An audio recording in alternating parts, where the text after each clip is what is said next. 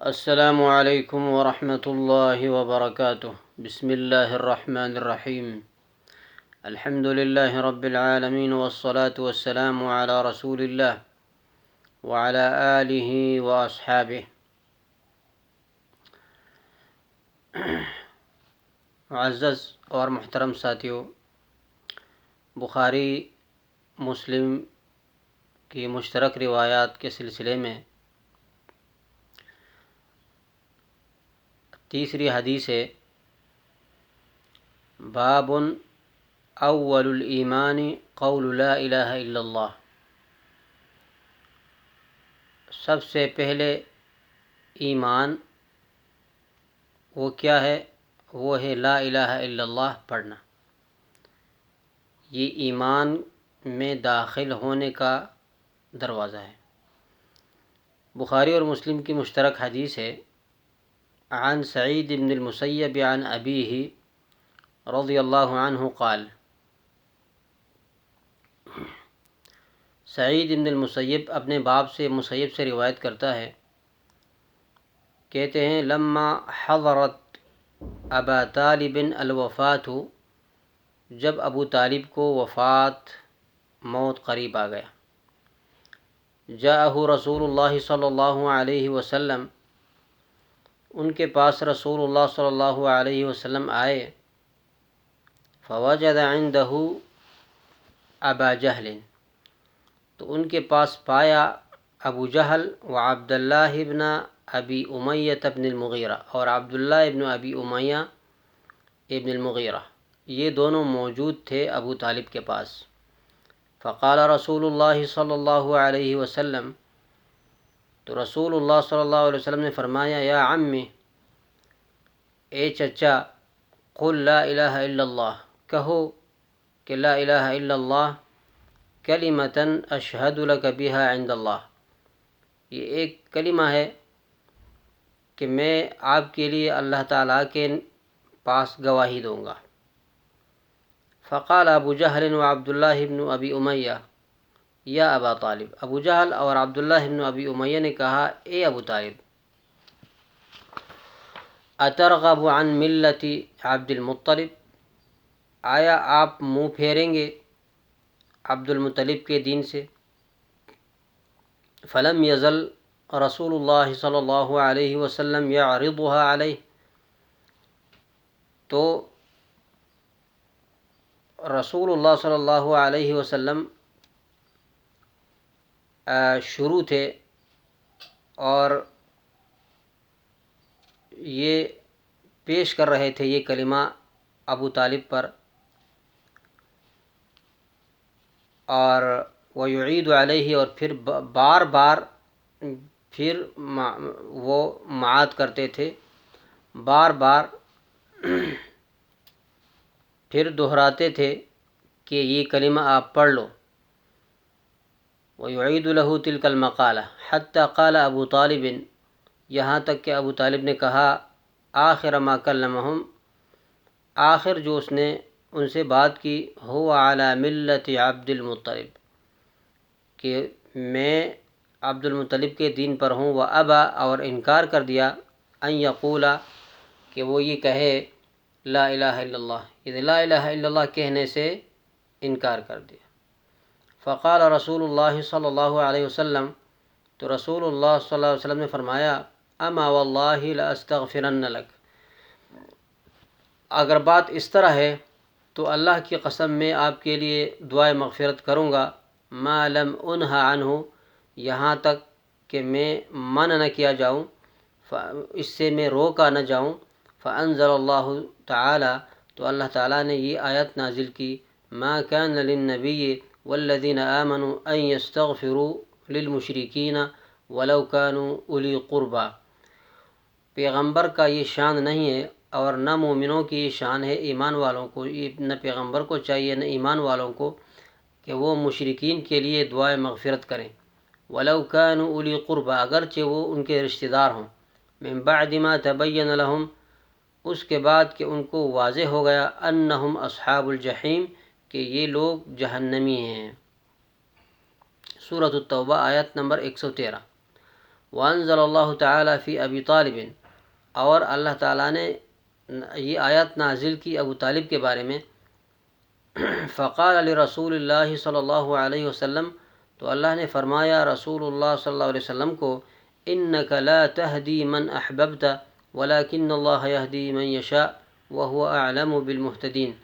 آپ ہدایت نہیں کر سکتے جن کو آپ پسند کرتے ہیں، لیکن اللہ تعالیٰ ان کو ہدایت دیتا ہے جو اس کی مرضی ہے، اور اللہ تعالیٰ ہدایت پانے والوں پر اچھی طرح جو ہے عالم ہے. یہ سورۃ القصص کی آیت نمبر 56 ہے.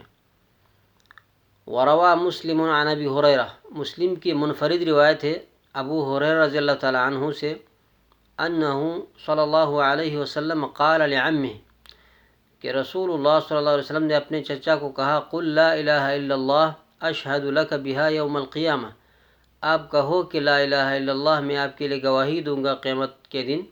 قال، تو ابو طالب نے یہ کہا، لولا ان تعیرنی قریش یقولون انما حملہ علی ذلک الجزع،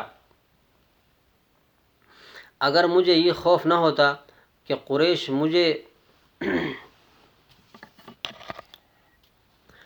شرم دلائیں گے، قریش جو ہے مجھے شرم دلائیں گے اور یہ کہیں گے کہ یہ ابو طالب نے کلمہ اس لیے پڑھا کہ وہ ڈر گئے، یعنی وہ جہنم سے ڈر گئے، آگ سے ڈر گئے. لأقررت بها عینک، اگر یہ خوف نہ ہوتا تو میں آپ کی آنکھیں ٹھنڈی کر دیتا اور یہ کلمہ پڑھ دیتا، مگر یہ شرم کے خوف کی وجہ سے میں نہیں پڑھ سکتا. فانزل اللہ، پھر اللہ تعالیٰ نے یہ آیت نازل کی. حدیث نمبر 4 میں یہ بخاری اور مسلم شریف کی مشترک روایت ہے، اور یہ بھی ایمان کے بارے میں ہے. ابھی ایمان کا باب جو ہے چل رہا ہے کہ سب سے پہلے ایمان کے لیے کیا چاہیے.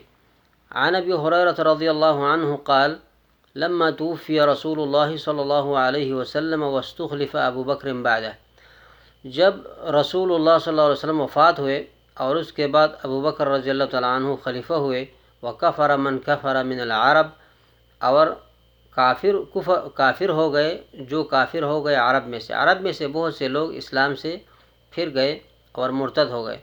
قال عمر بن الخطاب نے کہا لأبی بکر رضی اللہ عنہ، ابو بکر رضی اللہ عنہما کو کہا، کیف تقاتل الناس وقد قال رسول اللہ صلی اللہ علیہ وسلم، آپ کس طرح ان لوگوں سے جنگ کرتے ہیں، لڑائی کرتے ہیں، لڑتے ہیں، اور رسول اللہ صلی اللہ علیہ وسلم نے فرمایا، امرت ان اقاتل الناس حتی یقولوا لا الہ الا اللہ، مجھے حکم ہوا ہے کہ میں لوگوں سے لڑائی کروں، جنگ کروں، یہاں تک کہ وہ لا الہ الا اللہ کہے. فمن قال لا الہ الا اللہ، جس نے کہا لا الہ الا اللہ، فقد عصم منی مالہ و نفسہ، تو اس نے بچایا مجھ سے اپنا مال، محفوظ کیا، اور اپنا نفس، الا بحقہ، مگر اس کے حق پر، وحسابہ علی اللہ، اور ان کا حساب اللہ پر ہوگا. ہاں، اگر کسی نے قتل کیا، جرم کیا، تو پھر اس کے بدلے میں اس کا خون بہایا جائے گا. اس کے علاوہ کلمہ پڑھنے والے کا خون کرنا یہ ناجائز. تو یہ دلیل پکڑی عمر رضی اللہ تعالیٰ عنہ نے کہ یہ لوگ تو کلمہ پڑھتے ہیں، کس طرح آپ ان سے لڑائی کرتے ہیں. فقال ابو بکر، تو ابو بکر رضی اللہ تعالیٰ عنہ نے کہا، واللہ لأقاتلن من فرق بین الصلاة والزکاة، اللہ کی قسم میں لڑوں گا اس سے جس نے نماز اور زکوٰۃ میں فرق کیا. اصل میں ان لوگوں نے زکوٰۃ دینے سے انکار کر دیا تھا. فإن الزکاة حق المال، کیونکہ زکوٰۃ یہ حق ہے مال کا.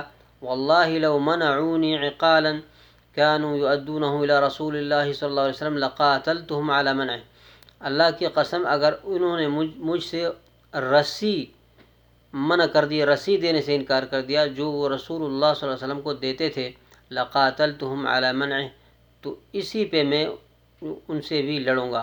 فقال عمر بن الخطاب، تو اس دوران عمر رضی اللہ تعالیٰ عنہ نے کہا، فواللہ ما هو الا ان رأيت رسول اللہ صلی اللہ علیہ وسلم قد